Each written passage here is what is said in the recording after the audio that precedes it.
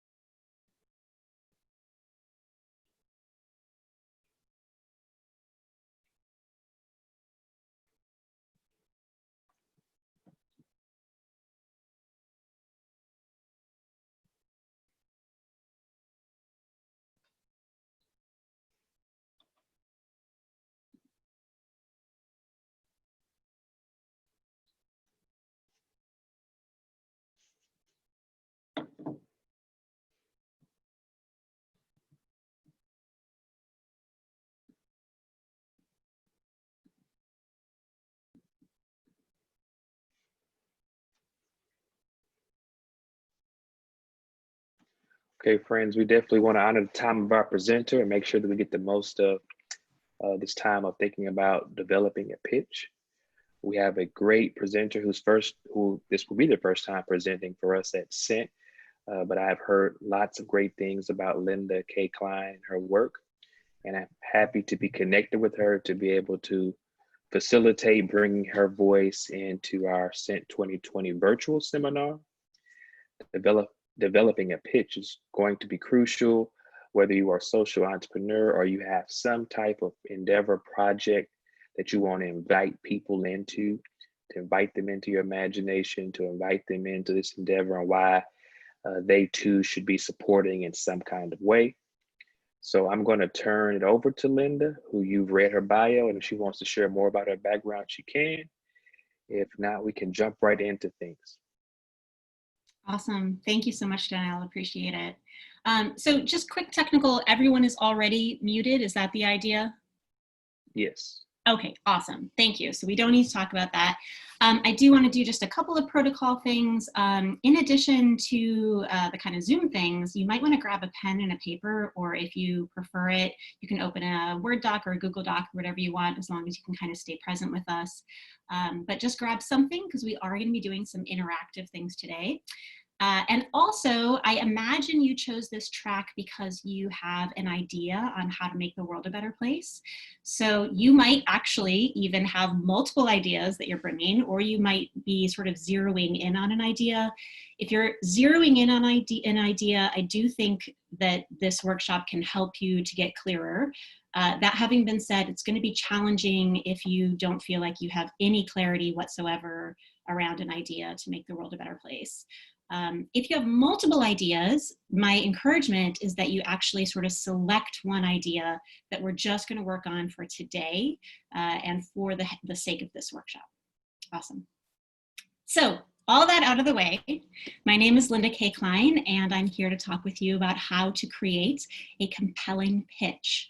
And thank you so much. I will tell you just a little bit about myself so that hopefully it'll help you to trust me.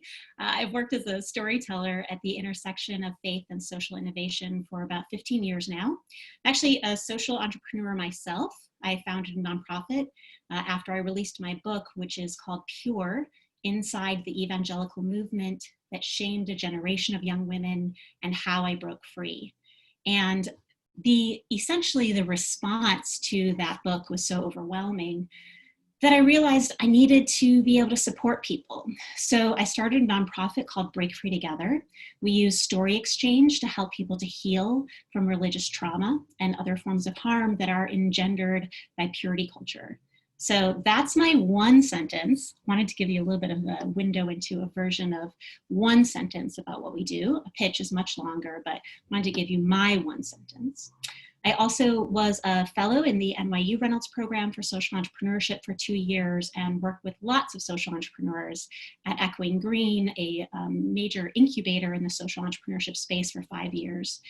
As a storyteller, I've presented at over 100 events, written for the media, and been presented in the media about 150 times, been a director of communications a couple times over, and do storytelling coaching and organizational consulting, often working with faith-based social entrepreneurship incubators. That's actually one of the most common groups that I work with because of my sort of unique intersection of expertise. So those different organizations include the Forum for Theological Exploration's Do Good X Incubator, the Baltimore Methodist Conference's Changemaker Project, Princeton Seminary's Design Lab, lots of other groups. And one of the most common things that I work on with people is pitch.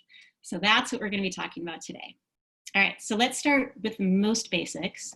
What is a pitch? This is one of those terms that's used a lot in the social entrepreneurship space and some other spaces, but is not necessarily everyday language.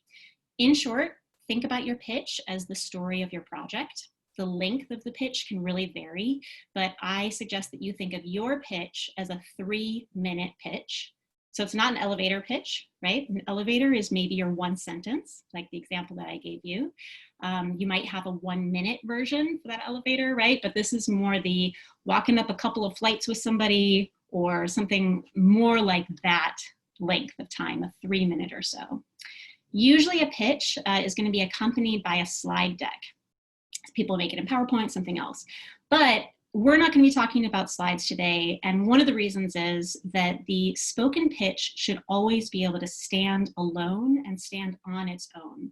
And one of the big problems that I see people doing when they craft their pitches is that they often start with the slide deck, right? And then they have a story, but it requires people to do all this reading that nobody's going to necessarily do, and you sort of show up and you don't necessarily have anything to add to it. Your deck should always just add color and clarity to the story that you are going to tell people, because you are the one who's going to sell this, not some slides. So I always say do your slides last and make sure that they just add color and clarity to the story that you've already crafted.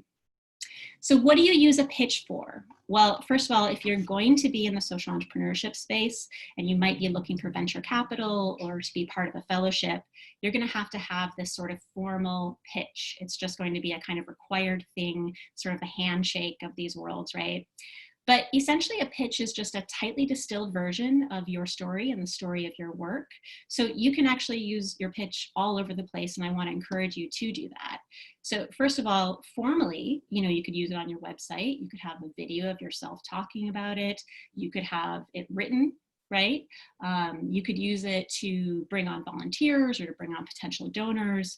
And informally, I want you to think about having it in your back pocket at all times. So I want to give you an example of that. I actually worked with a social entrepreneur who was just starting a really cool project. And she was living in a city that I didn't live in. And so I was heading to that city for some other reason. So I invited her to breakfast with a bunch of other people who I thought would actually be really interested in her work. So the moment came along where we had all eaten, and then those folks turned to her and they said, "So Linda said that you're doing some really cool work. Tell us about it." And she got really uncomfortable, and she kind of hemmed and hawed and didn't quite know what to say. And it got really awkward. And I just leaned over to her and I was like, just give them your pitch. I had worked with her on her pitch. And so then she started to give her pitch, and it didn't sound hokey and it didn't sound weird, even though she was at the breakfast table, right? Because she was, using appropriate breakfast table tone, but she was giving her pitch beat by beat, piece by piece, 3 minutes. And at the end of those 3 minutes, the breakfast table just exploded, right? Everybody's like, "Oh my gosh, you got to talk to this person. Oh my gosh, what about this? I have a great suggestion," right? Everybody had something to say because she had so clearly articulated her idea and made them care about it. So it's really important. All right. Now let's talk about the 5 components that I think are the most important for a really compelling pitch. Not every pitch you see is going to have all 5, but this is my version of the secret sauce. And we're going to talk about all 5 of them over the course of the workshop. The first is the problem. You want to clearly state the problem. The second is the solution, which is your project, right? Your organization, your business. That's the solution. You want to make it clear. The third is why me, why you're the one who actually should be bringing this idea forward. The fourth is your ask. What do you want from people? What do you need from people? And the fifth is story. Today, we're going to talk primarily about problem and solution, because I find that those are kind of the foundational building blocks of the pitch, and people often struggle with getting those right. Everything else is built around those. We're really going to work together on that. And then I'm going to give you some more information about the other 3, and some of those things are going to be your homework. All right, let me take a sip of water so we can get started. So let's talk about problems. All right, what do I mean by a problem? What I mean is you want people to know that your organization, your business is necessary, right? It's not just a cool idea you came up with. It actually meets a need. It solves a problem. Okay, meeting a need, another way to think about problem, okay? Another way that I sometimes think about it is filling an existing gap in existing services, right?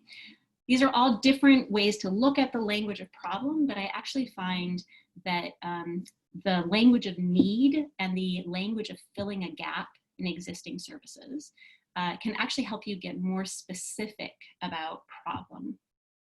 So, for example, if I were to ask you what problem you want to address, as I often do when people are in early stage social entrepreneurship, they would say very regularly, a gigantic problem, right? The problem I want to address is poverty. Okay, that's a really big problem, right? And there are a lot of sub-problems to that. And each of those sub-problems have sub-problems and sub-problems, and they all require different solutions, right? And often multiple solutions. So you need to get a little bit more specific. So if I were to say, okay, so that's a big problem. Within that problem, what's the need that you're addressing? You might say, well, you know, interestingly, a lot of the people who are living in poverty in the community that I am supporting and serving are actually, you know, they have a potential route out of poverty. They have really great business ideas that I actually think could get off the ground and could really start to create a change. But they don't have any money to get started. No bank is going to lend them any money because they don't have an existing capital. They don't have a history, you know, of credit, etc. So I guess a need would be capital to start businesses. It's not the only need, but it's a need, right? And if I were to say, okay, so let's get a little bit more specific, what is the gap in existing services within that need? Right? You might say, as one nonprofit once said to me, well, it's interesting because, you know, banks serve people who have the money to prove that they can pay back loans. And then there's microfinancing, right? Which often targets people at what's called the bottom of the pyramid, right? In terms of poverty. So there's a specific target for people who are really, really in dangerous straits. And then there's this kind of population in the middle who can't get money from a bank, but who aren't necessarily, you know, able to take advantage of the microfinancing money because they have a little bit too much for that. So there's an existing gap in services, okay? Now, if you had gone through that sort of series as your problem, not only does that help me as a listener to really get your problem, right? It also helps me as a listener start to do the math on what a solution might be and if your solution actually does address that gap in existing services, that need, that problem, then I've already started to expect it, and I'm already with you, and I'm already supporting you. So I'm going to help walk you through your problem and help you to get a little bit more specific about your problem, or probably most accurately problems. The reality is that most of us are addressing multiple problems with our work, but a pitch can't necessarily handle every single problem. So we're just going to focus on the one that makes the most sense for a problem solution statement, and that's what we're going to try to get to today. All right, so the first thing is I'm going to give you 1 minute soon. I'm going to give you 1 minute to brainstorm the problems that you're addressing. I don't want you to actually worry too much about getting specific at this point. I want you to think big if that's helpful, right? Poverty, access to food, housing, all gigantic problems. Could potentially all be things that you are hoping to address or have already started to address. So the idea here is really brainstorming and being generative, not holding yourself back. Make a list, try to make at least five problems. They could be big problems, they could be small problems, but aim for more, right? How many can you list in a minute? And I'm gonna go ahead and I'm gonna put something over the camera. And I'm going to start the timer. So you have 1 minute. Actually, and let me just check the chat box and see if anybody, okay, no questions about that. Wonderful. Darnell, you'll let me know if there are questions. So I don't have to do that. So I will lean into trusting you now. All right, 1 minute beginning now.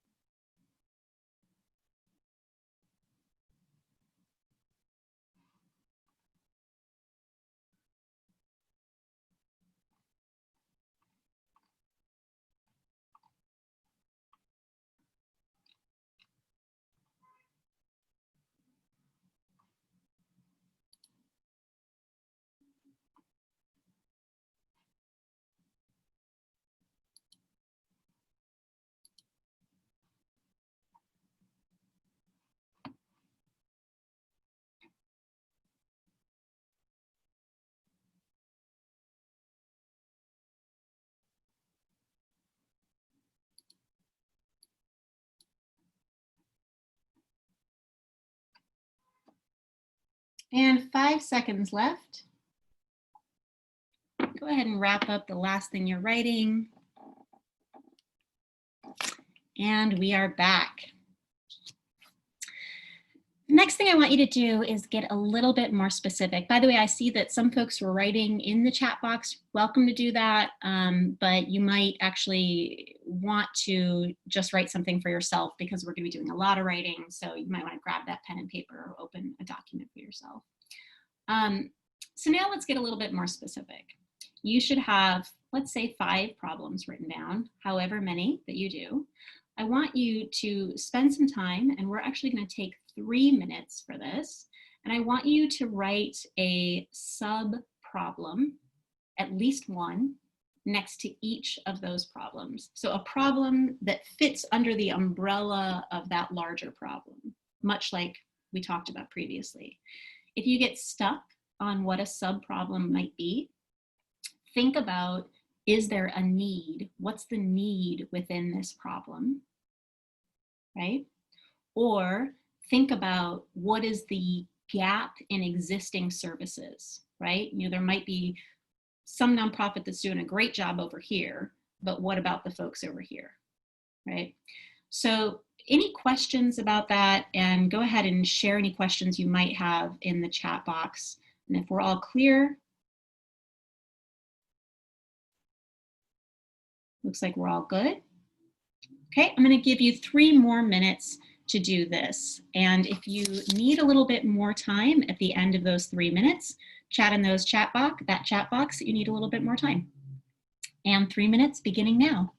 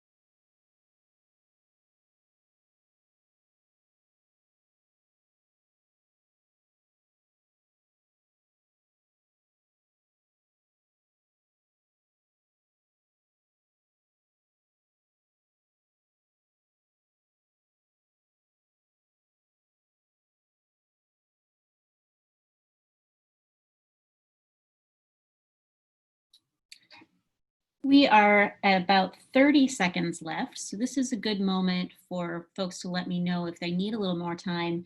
Just write in the chat box more time. And if you do, I'll give you all some more time.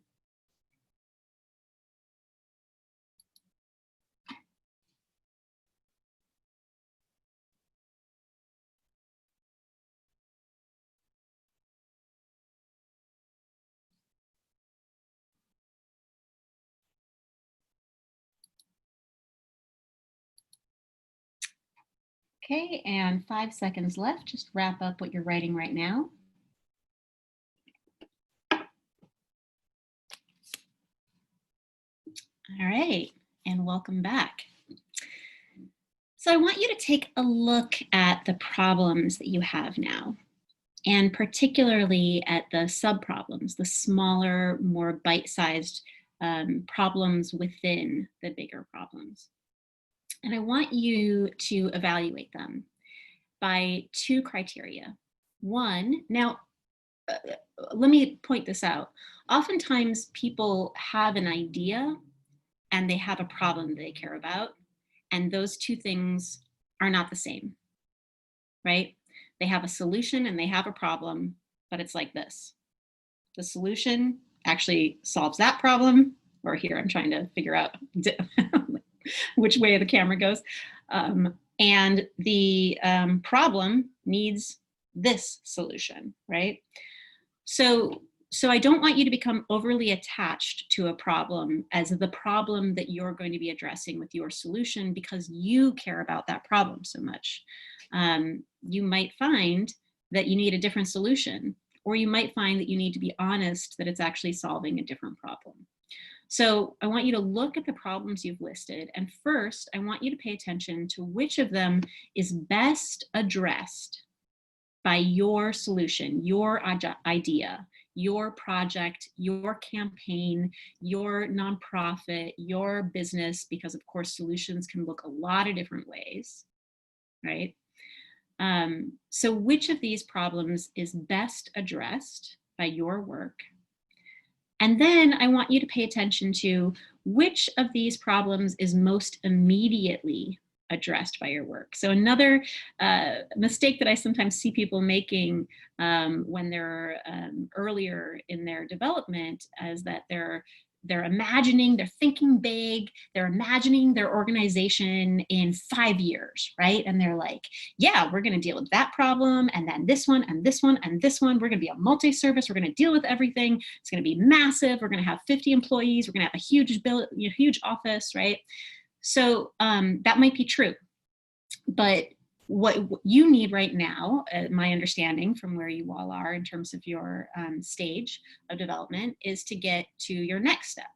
So which of these problems are you going to be dealing with most immediately? Not in 3 years, not in 5 years, right? What's the kind of first bite that you're going to be taking in solving this problem? Or, you know, some problems are never solved, right? And there is no solving. So another way to think about it is creating new and hopefully better problems, right? Or addressing the problem. So I want you to circle 1 to 3 of the problems and subproblems that you've listed. The fewer, the better. That fits both of those criteria. That is both something that your solution really addresses smack dab, right? And that is also something that your solution is going to be addressing in the near future, if not already addressing.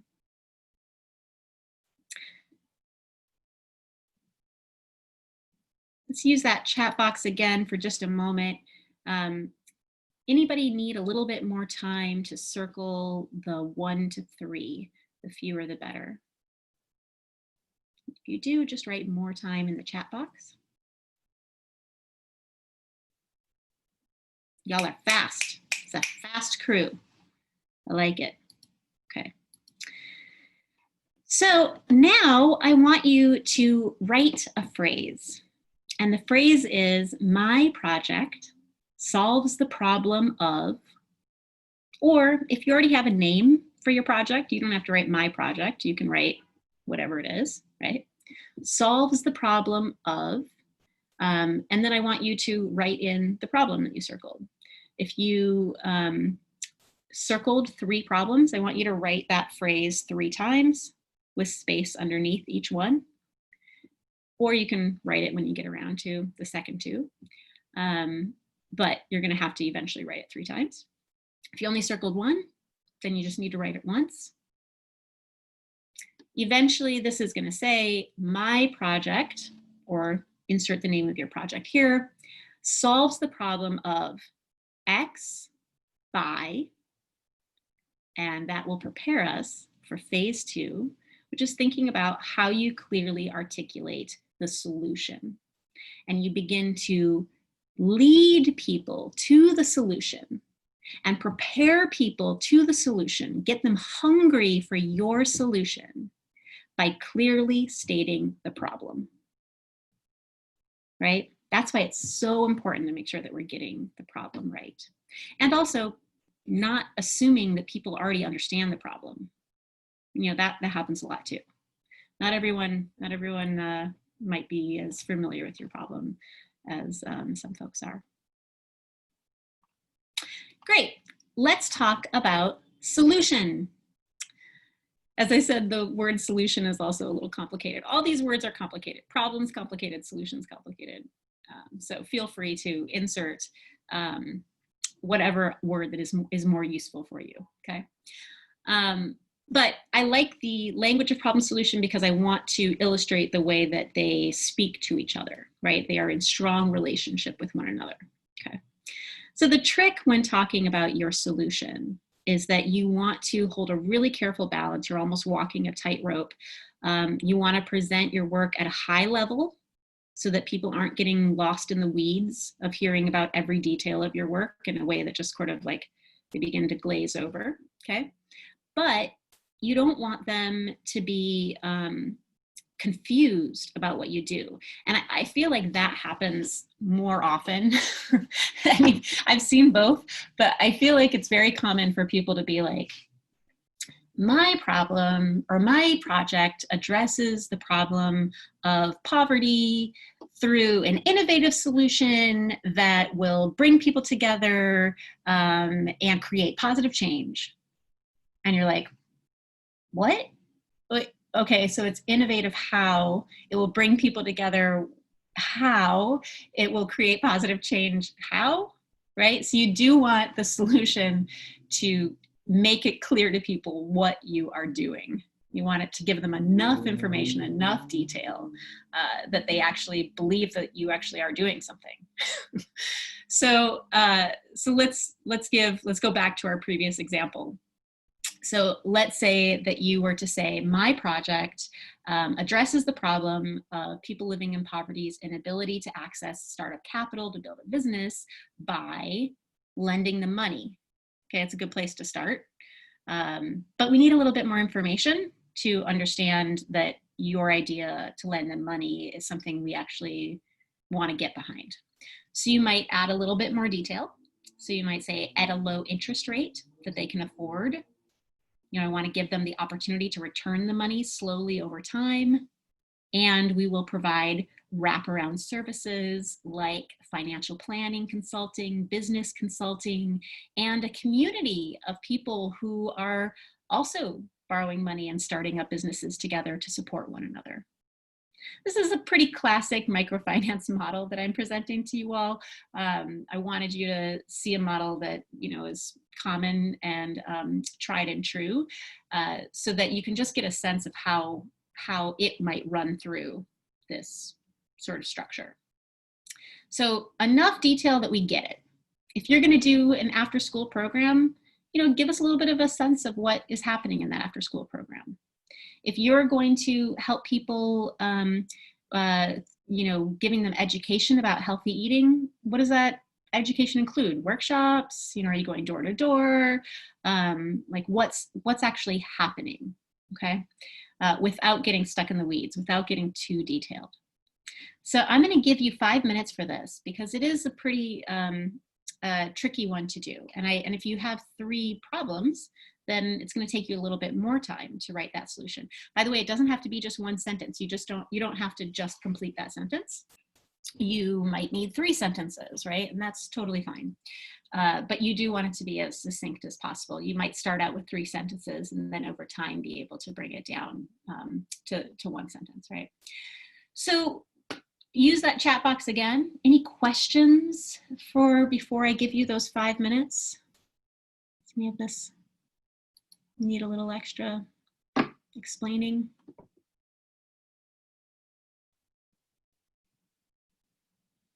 Okay.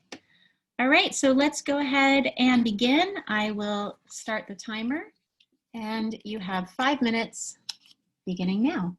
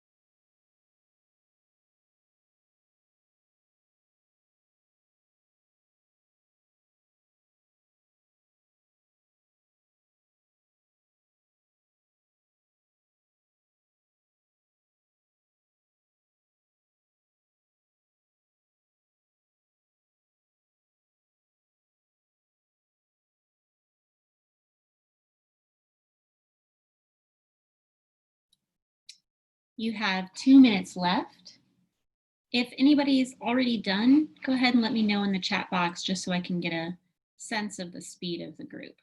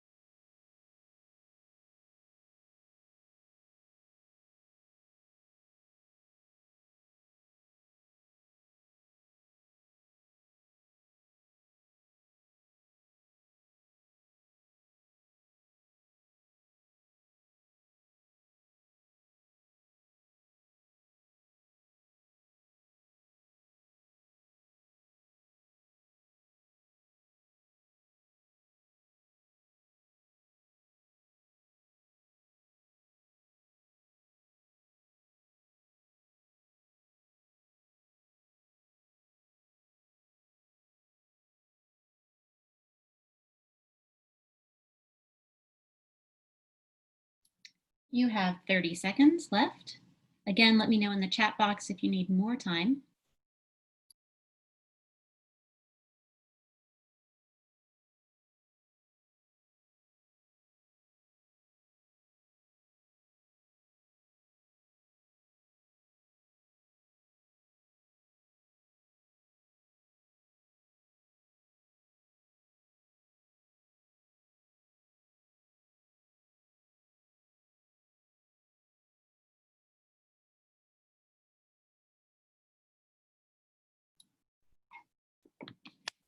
And we are back. All right. So the last thing we're going to do before we're going to actually start to hear from people, and I'm excited for that, feels a little weird to be kind of speaking into the abyss a little bit here. But the last thing I want you to do is I want you to narrow your scope. So the thing is that because problems are connected to one another, often inextricably so, deep, problems are interconnected, solutions are interconnected, all of this stuff is messy, right? So the idea of a singular problem solution statement is a little bit false in some ways. Like, let's just be honest, right?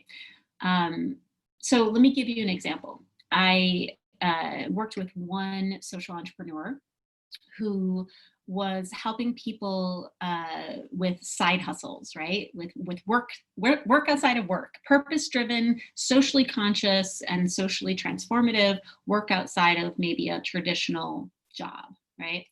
And she really had two populations that she ended up working with. She worked with both people who had a lot of purpose, who were doing really important work, but actually severely lacked the financial ability to survive in the midst of that purpose-driven work, right? So they had a lot of purpose and not a lot of money.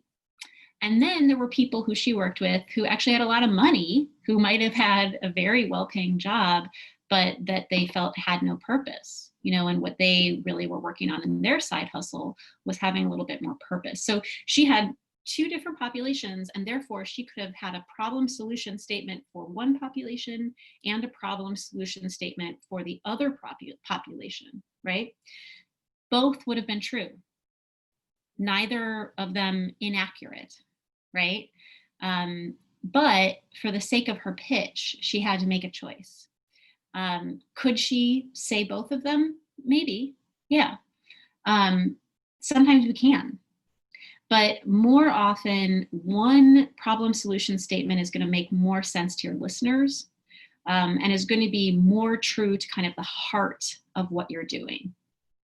And when we really started to talk, she and I, about the heart of what she was doing, what she really cared about in this work and what this work was really all about, and what would resonate most with the listener, it was people who were doing purpose-driven work who needed to learn how to finance it.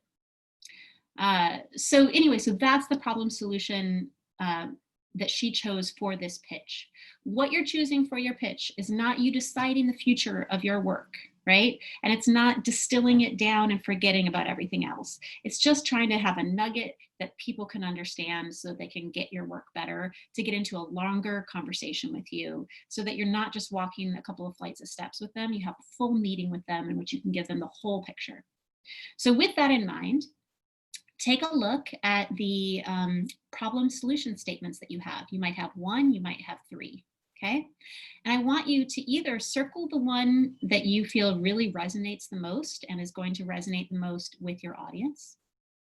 Or if none of them really quite feels that way, maybe you just want to like underline pieces of one and pieces of another and help you to be able to construct a new problem solution statement that that you realized needs to be sort of Frankenstein together at this stage. So go ahead and select your one. And with that, we are going to move into the share. I would love to hear some problem solution statements from people and for us to talk about them. Let's see, can you rephrase the question? Sure. So essentially just choose, if you wrote my project addresses the problem of X by Y, if you wrote that one time, you've already made your choice. If you wrote it 3 times and there were different problems and different solutions, just circle the one that you feel like will resonate most with your audience, or that speaks most directly to the heart of your work. Or if you need to create a new one, you realize none of them feels quite right, you might pull different pieces from all 3 and write a new one. Does that make more sense?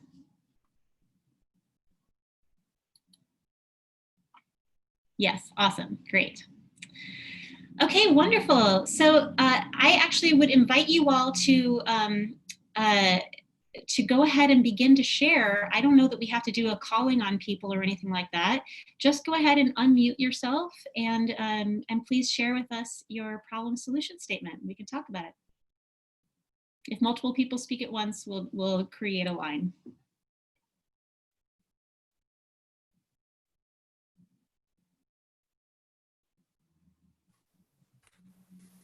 I think I understand what you're wanting from us, but I'll take a stab at it. Please. So here's the problem. People in our community are dying of a completely preventable cause, substance use disorder. People lack access to effective treatment options. Stigma exists about addiction and serves as a significant barrier for those stuck in the cycle of addiction. And addiction affects minorities and the poor more adversely.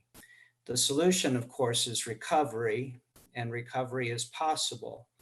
My project addresses the problem of access to effective treatment by first embracing multiple pathways to recovery that are proven to meet the needs of individuals seeking to find and sustain long-term recovery.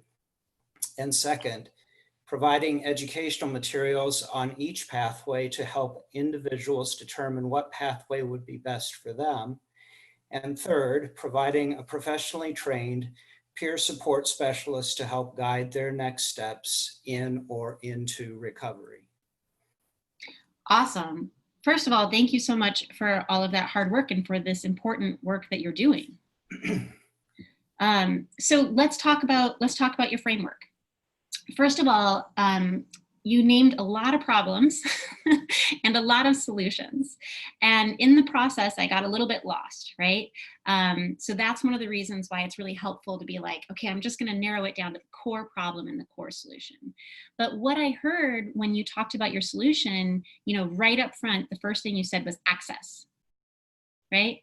So in your problem statement, where did you talk about access?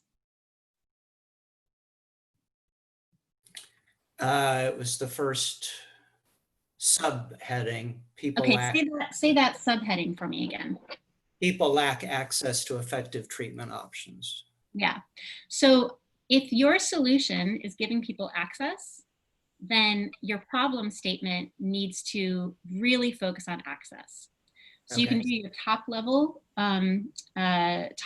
problem and then get into within that. What we're really seeing is that people are ready, but they want help, but they lack access. Here's why they lack access. Help us understand what's going on. Why are people not getting access, right? And then when you come in with your solution and you're like, what we're bringing is that access. Now I'm right there with you. Now I'm not lost in all the different kind of problems. I understand the big problem is access. And it sets me up to understand your solution, which is going to be, here's how we provide access. Does that make sense? Yeah. Yeah. So great job. And I would do a rewrite to kind of make sure that access is the superstar here so that you don't lose people. Okay. Let's hear, and this is, by the way, thank you for your bravery in starting out, because it's super helpful for us to hear other people's so that we can start to get a sense of how we might work on our own, right? Anyone else want to share? Go for it. I'll give it a shot. As a progressive Christian pastor, finding helpful, insightful podcasts can be hard to come by. The Future Christian podcast aims to solve that need for church growth strategies for progressive pastors and church leaders by talking to pastors, authors, and other faith leaders for helpful advice and practical wisdom to help pastors and church leaders walk boldly into the future with their community of faith. We do this through weekly podcasts, regular blogs, and monthly collaborations. You can find out more at futurechristian.com. And sorry, I'm home with my kids, so that's the screaming you hear in the background. Understood. No. Awesome. Okay, great. So what I really appreciate about this is that it's super clear, right? Lack of progressive podcasts. We're going to provide one. But now what I think we're missing here is this idea of progressive is a pretty big bucket. Like, what does that mean? Like, what do they need? I don't get it, right?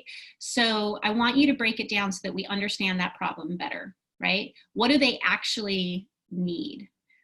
Do they need understanding about social justice issues that they need to understand better so that they can lead differently in their churches? Do they need and give sermons that will be transformative in positive ways as opposed to rehashing the old narratives that they will otherwise only have access to, right? Like, help me to understand, like, one of the things we want to be conscious about is not speaking in short talk, right? You never want to be like, use a shorthand in your pitch. We want to speak in real person language. Try to think about your child who's with you. Could they understand what you're talking about? If you said progressive, they'd be like, blah, blah, blah, blah. Maybe, I don't know. Maybe your kid is like, I understand progressive, I'm all over it. But, but the idea is, we want to really understand, like, what is the need, which helps us then understand how it's going to be transformative, right? What we understand right now is podcast and blog. Help us understand how that's actually going to change how people pastor on the ground, and how communities therefore are supported and healed. Can I ask a follow-up question? Yeah. I'm curious, like, you talked about like the 5 components of a pitch and this pitch being 3 minutes long. As far as like just structuring it out, how much time would you give to problems and solutions? That makes sense? Not the majority. I would give the majority of time to story. That's what matters most. And I think that's one of the reasons that it's so important to get your problem solution straight. We could have done an entire workshop on story too, but I mean, we would have needed more than an hour. But it's really important to get problem solution straight, because problem solution is where you give the framework upon which the story then needs to illustrate that. All the different pieces need to kind of dial up to that framework, and you want it to be simple, clean, clear. You want a little kid to get it. You want somebody who's not in your world to get it, So it's really important to get that right. And then all the work around helping people to understand more deeply, can come in different ways. But you could spend like within that 3 minutes, it depends. Some projects, they really, their model is really important to them. And so they spend a lot of time on it. But I'll get to Yeah, because I'm thinking like the ask is going to be 15, 20 seconds, 30 seconds. And the story is probably going to need to be a minute at least, probably 2, right? Absolutely. The story should be the biggest. And you've got to not forget that why me, which we'll get to. Let me hear from one more person. What other, oh gosh, our time is going so fast. Darnell, should I move on? I would definitely allow people to share if they want to. Okay, so you all don't mind if we go over a little bit? Is that, because I want to make sure I also talk about why me, ask, and story. Just talk about it. It's going to take about 5 minutes. If anybody has a pressing desire to share, and knowing that in sharing that takes us over, we're fine, but I also want to honor people's time. So I'll stay on. I want to make sure people get what they need from the presentation. Thanks, folks. How about this? I'll make you a commitment that I won't go more than 5 minutes over. And if people do need to jet, go for it. This is also being recorded, so. So then let's hear from someone else.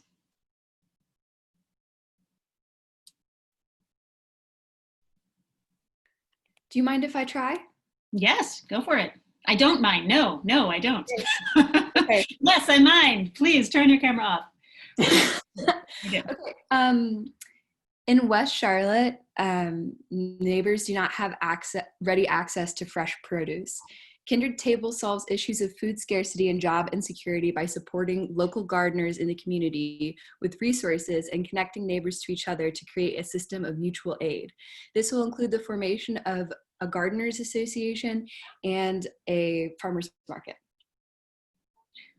Okay, so you did two problems, right? Food scarcity and job insecurity. And I kind of got lost in your solution about the job security part. Farmers market is the idea. So you'd be hiring people. Well, the idea is more so to like, they can sell their produce.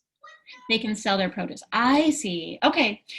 So, I mean, in this case, I actually think that this is one of those examples where I think that a two problem, two solution kind of model works, right? Because they work together so tightly.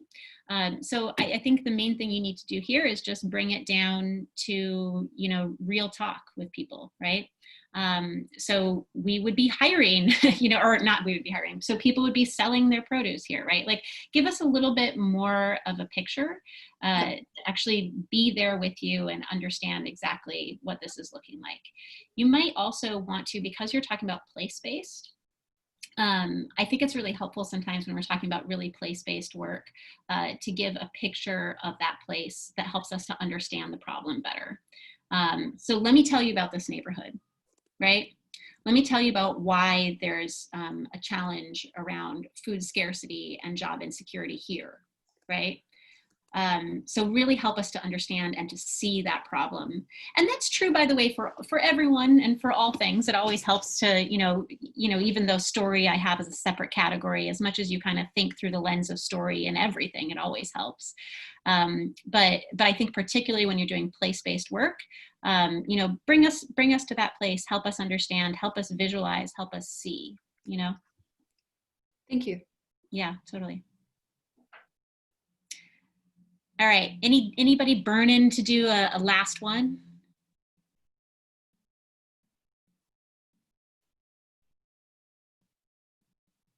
Okay, so it's so nice to see people on the screen.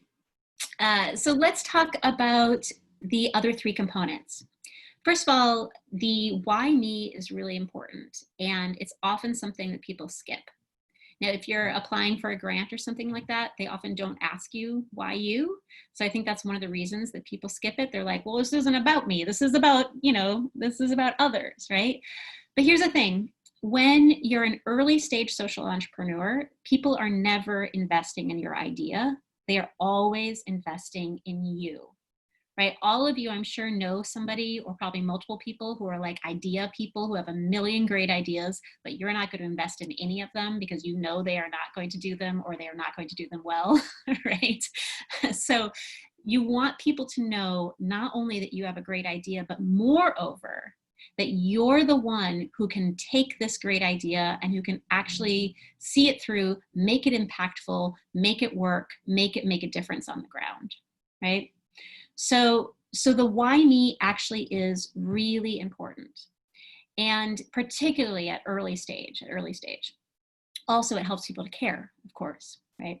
So when you think about why me, you can think about it in two ways, and oftentimes, if possible, you know, you want to think about it both ways. So the why me could be personal. You know, this is my story.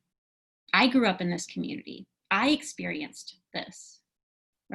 Or my best friend experienced this and I watched this firsthand and I saw this problem being experienced personally, right? Or by a family member or what have you. It could also be a personal experience with a solution.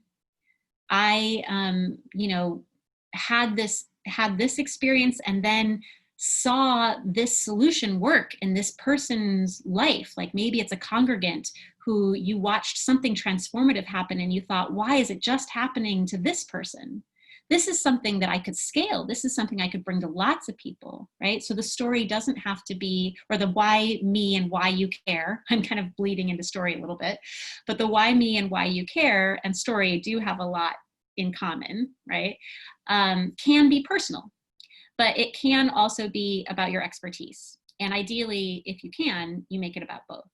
So you might say, per the example that I was giving you previously, if you have an MBA, if you, you should probably mention that when you're talking about, starting this specialized microfinance organization or group. You should probably mention that you have a background. If you've lived and worked in this community and been supporting people with this problem for 15 years, mention that, let people know, like, this isn't an idea that you just discovered yesterday. I've been supporting people with this for 15 years and it's time to take it to the next level. So the why you lets people know that they can trust you, either because of your expertise or because of your deep heart commitment to this work for personal reasons. The ask is also really important. So the ask, there's a really interesting study that someone shared with me once on people who consider themselves to be lucky. And apparently they interviewed these people and they found that when they told stories about what made them lucky, what they actually found, or moments in which they were lucky, like moments that really exemplified their luck, what they found is that oftentimes those people had created their luck, in a sense, in that they had stated their need and then that need was addressed. Now, that is not to negate systemic issues and so on and so forth, and to say that everyone who has something created it and deserves it, and those who don't haven't and don't. But what it is to say is, if you pull over, or if you get stranded on the side of the road and you walk to a diner, you're more likely to have somebody tow you where you need to go if you talk about it with people at that diner than if you keep it secret.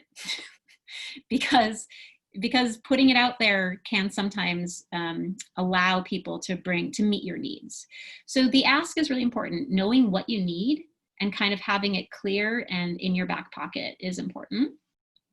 Now, when people are talking about their asks, I find that there's a couple of errors that I sometimes see people make. One is the ask sometimes focuses too much on the nice to haves. So we were talking before about sometimes people have a really big vision and they're like, in 5 years, we're gonna da-da-da-da-da, right? And so they're so excited about that vision that they're like, okay, my ask is I need like $250,000 to buy a space to do this in, right? Okay, well, that would be great. But if that's maybe not where you're at, what is your need to have tomorrow? Could you just say, I need a space, right? And I would be happy to rent that space at a low rate, or to be given that space as a donation, every, like, for such a length of period or a length of time or what have you. What is your sort of immediate need? And also, if you don't have a program built, maybe you're not ready for a gigantic space anyway. What you actually need is to build a program. And when you think about it, it doesn't have to happen in a space. It could happen in people's homes, et cetera. So make sure that you're thinking about your next need to have and not your nice to have, not your dreamy, where I'd like to be in 5 years, but like, where do I need to be tomorrow to get where I want to be in 5 years? And then the other thing about the ask is I want you to try to not have money be the only thing on your list. So if your answer is, $5,000 or $500,000, you're just not very likely for someone in this group, for example, when you type that on Blackboard as part of your homework, by the way, to be like, got it. Here's your 5,000, here's your 500,000. But if you really think about what you need that 500 or that 5,000 for, and actually say, I need expertise in this. I need someone to consult on this and support me on this. I need space, 3 times a week for this. I need, be really specific about how you would use that money. People might actually be able to give you those things. You never know who's around you and who's even going to be here part of this experience, who can support you in surprising ways. So name your asks in more specific ways than money. And then the last thing is story. So it's really important to share a story. Maya Angelou said, I feel like originally I've heard this sort of quoted a million times from a million people. People will forget, I've learned that people will forget what I say and people will forget what I do, but they will not forget, they will remember how I made them feel. And at the end of the day, that is what your pitch, the real work of your pitch is. The problem and solution statement, the why me, all of that is about making them trust you and get what you're doing. But the story is what makes them feel and what makes them care. Whether that's your personal story, whether that's the story of someone that you are serving or that you didn't get to serve, what have you. So you want to make sure that you don't skip story. So your homework, and then I'm going to open it up for any questions on Blackboard, is going to be to spend a little bit more time with your problem solution statement and to write a statement and to post it on Blackboard. And then I want you to do just a little taste of the other three things. You don't have to draft an entire pitch right now, but I do want you to have a draft of each of the 5 components, a little, even if it's a bulleted list, right? And then we're going to get feedback from one another on Blackboard. People will tell you what makes sense and what doesn't. And you can use those critiques and those supportive statements to help you to later craft a larger pitch. So again, that's your problem solution statement, your why me, your ask, and usually I'd say 1 to 3 asks. You don't want to overwhelm people, and your story. Any questions about that from anyone? Or any questions in general? Or we're sort of in our closing right now, so would love to just hear from people. In generally speaking, any questions, any thoughts that you wanted to share before we head out?